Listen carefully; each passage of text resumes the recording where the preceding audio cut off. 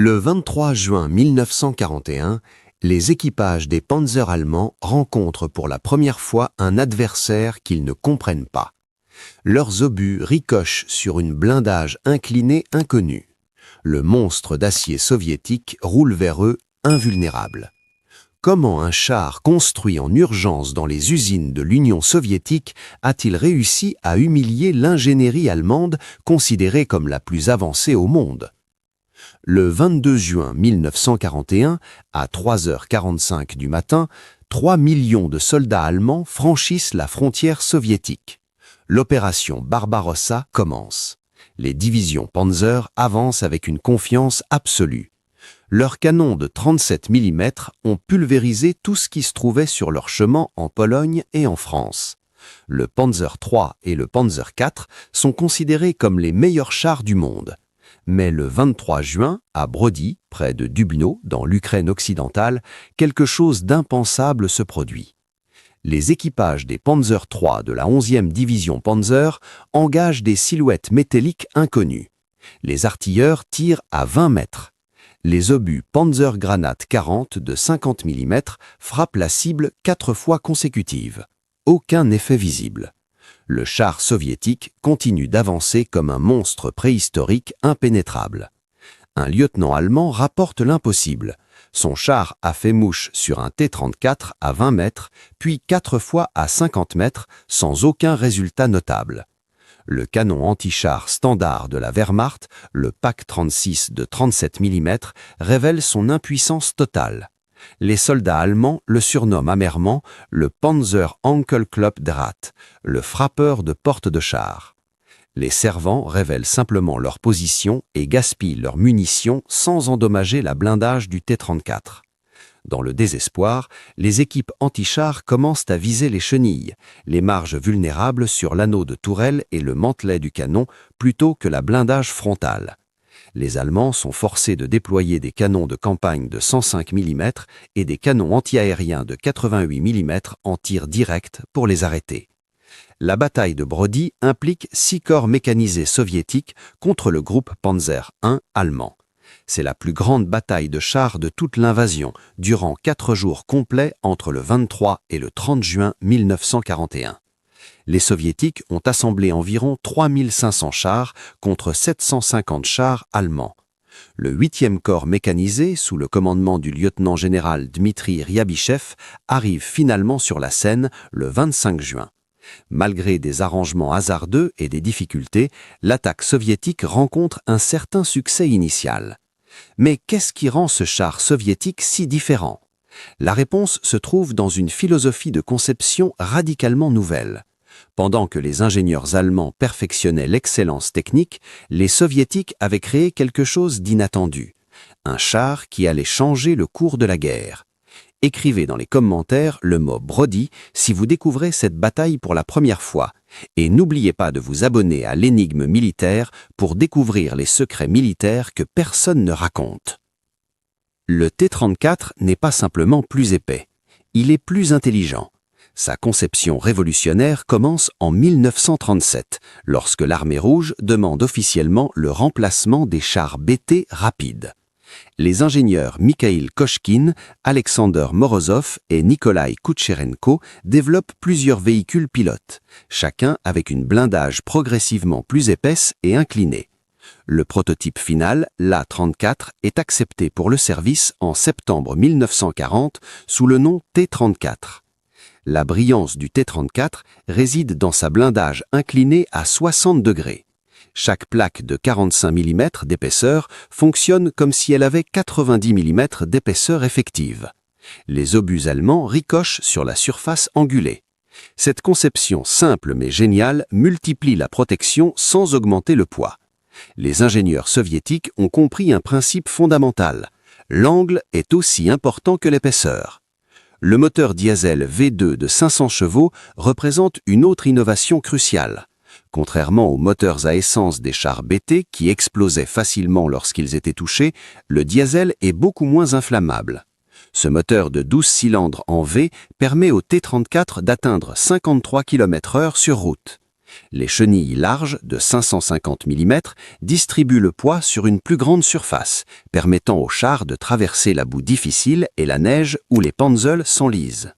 Le canon F-34 de 76,2 mm peut percer 78 mm à 500 mètres de distance. En tirant des obus perforants à PCR, il peut percer 92 mm à 1000 mètres et 60 mm à 1000 mètres. Les meilleurs chars allemands de 1941, le Panzer III et le Panzer IV, n'ont pas plus de 50 ou 60 mm de blindage frontal plate. Le F-34 peut les détruire à des distances normales de combat. Un seul T-34 a été touché plus de 30 fois par un contingent de la taille d'un bataillon de canons antichars allemands de 37 et 50 mm, mais a survécu intact et retourné vers ses propres lignes quelques heures plus tard. Chaque détail révèle une philosophie radicalement différente. Le T-34 sacrifie le confort de l'équipage pour l'efficacité combat. Il est exigu, mais cela le rend plus petit et plus difficile à toucher. La simplicité de conception signifie moins de pièces complexes qui peuvent tomber en panne. La production en masse devient possible. Les Soviétiques ont créé non pas le meilleur char sur papier, mais le char le plus adapté à leur réalité industrielle et militaire. Un char qui pourrait être produit par milliers et piloté par des conscrits avec un entraînement minimal. Mais comment les Allemands ont-ils réagi à cette humiliation technique ? En novembre 1941, une commission spéciale allemande visite le front pour enquêter sur le phénomène T-42. Le général Heinz Guderian, commandant du 2e groupe Panzer, subit un revers sévère le 4 octobre 1941 à Mtsensk, près d'Oriol. Ces Panzers ne peuvent rien faire contre les T-42. Guderian exige une enquête sur les réalités de la guerre des chars sur le front de l'Est. Il suggère même que la solution la plus rapide serait de produire une copie directe du T-42. Une Panzer Commission spéciale arrive sur le front de l'Est le 20 novembre 1941 pour évaluer le T-42. Le rapport est dévastateur pour l'orgueil allemand. Leurs Panzer III et IV sont inférieurs dans tous les aspects: la mobilité, le blindage, la puissance de feu. Les ingénieurs allemands examinent minutieusement les chars T-42 capturés. Ils mesurent les angles de blindage, testent la résistance du métal, étudient la suspension Christie. Chaque découverte confirme leurs pires craintes. Les Soviétiques les ont dépassés. Vous découvrez des faits incroyables? Partagez cette vidéo avec vos amis passionnés d'histoire militaire. Adolf Hitler, personnellement, ordonne le développement de nouveaux chars pour contrer la menace soviétique. Le Panther sera une réponse directe au T-42, incorporant la blindage incliné et un canon long de 75 mm. Le Tiger I, avec son canon de 88 mm et sa blindage massive, est conçu pour dominer le champ de bataille. Ces deux chars sont techniquement supérieurs au T-42 sur le papier. Mais il y a un problème fatal dans l'approche allemande. Le Panther est complexe et coûteux à produire. Chaque unité nécessite 150 000 heures de travail et des matériaux rares. Le Tiger I est encore pire, 300 000 heures de travail par char.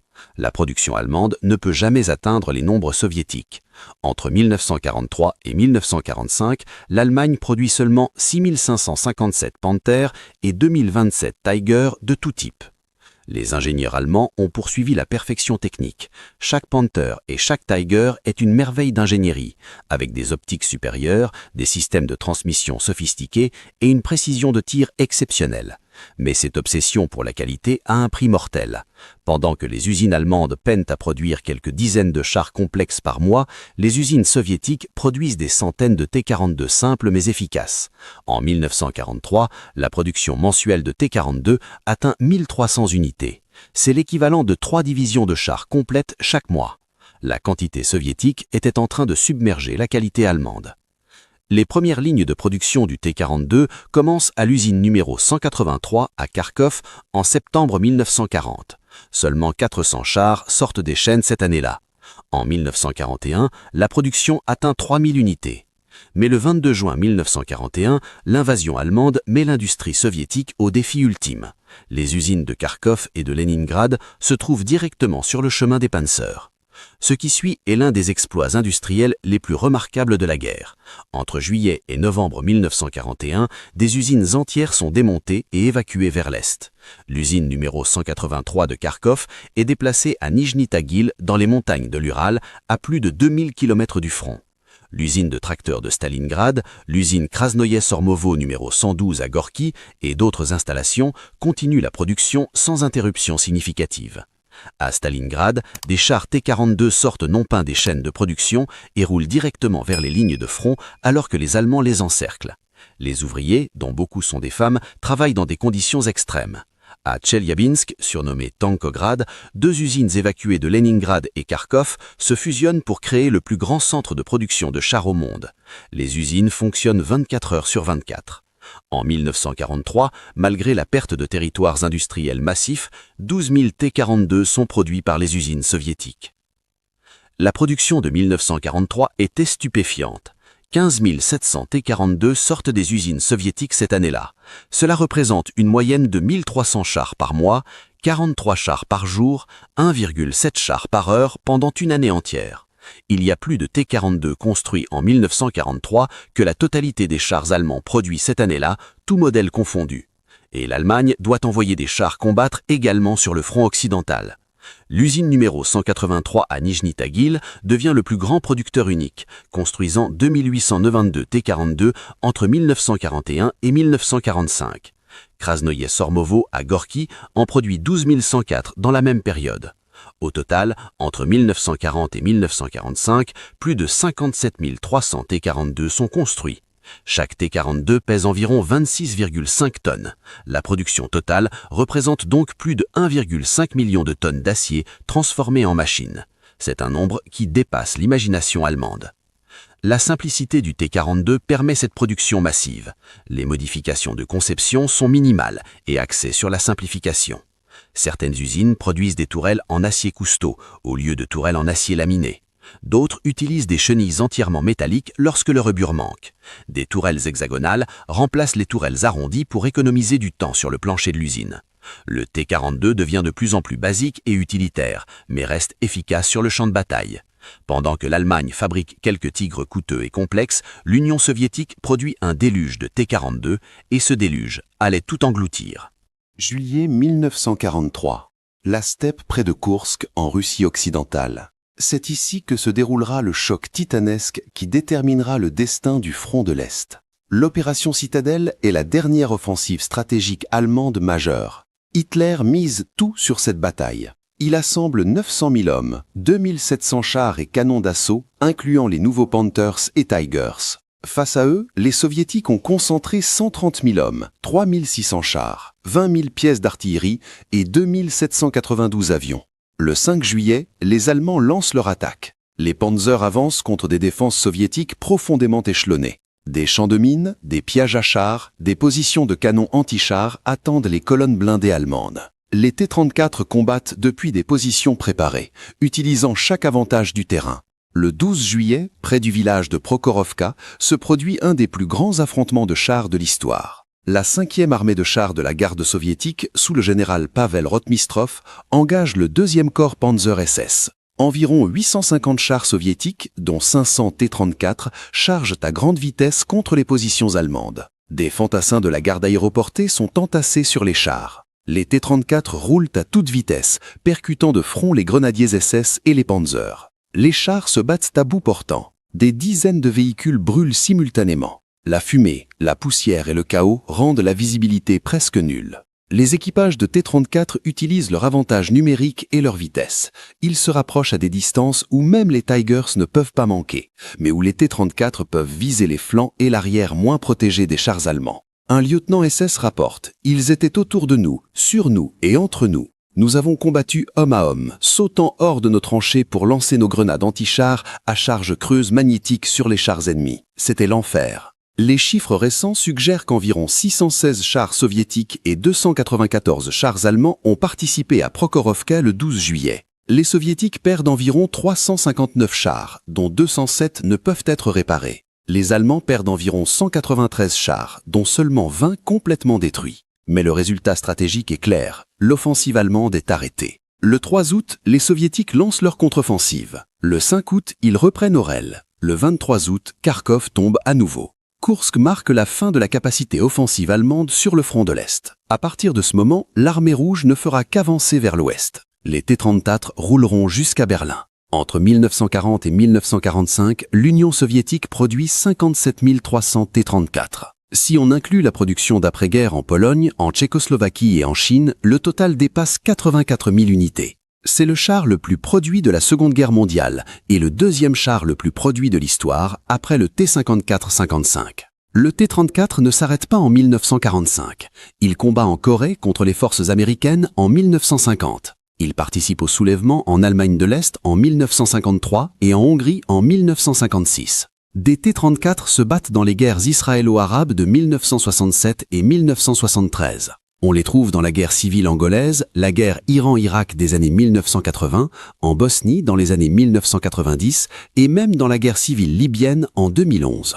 70 ans après sa conception, des T-34 combattent encore. L'humiliation de l'ingénierie occidentale était complète, non pas parce que le T-34 était le meilleur char techniquement, ce n'était pas le cas, mais parce qu'il était le char le plus adapté à la guerre totale. Simple à produire, simple à piloter, simple à réparer, mais dévastateur en masse. Les ingénieurs allemands ont créé des chefs-d'œuvre de précision. Les ingénieurs soviétiques ont créé une machine de guerre qui a gagné. Et c'est tout ce qui compte dans l'histoire. Quelle leçon militaire vous a le plus surpris dans cette histoire ? Écrivez votre opinion dans les commentaires. Et si vous voulez découvrir d'autres secrets militaires qui ont changé l'histoire, abonnez-vous à l'Énigme militaire et activez la cloche pour ne rien manquer. Nos prochains documentaires révèlent des faits encore plus incroyables que personne ne raconte. Nous vous attendons dans la prochaine vidéo.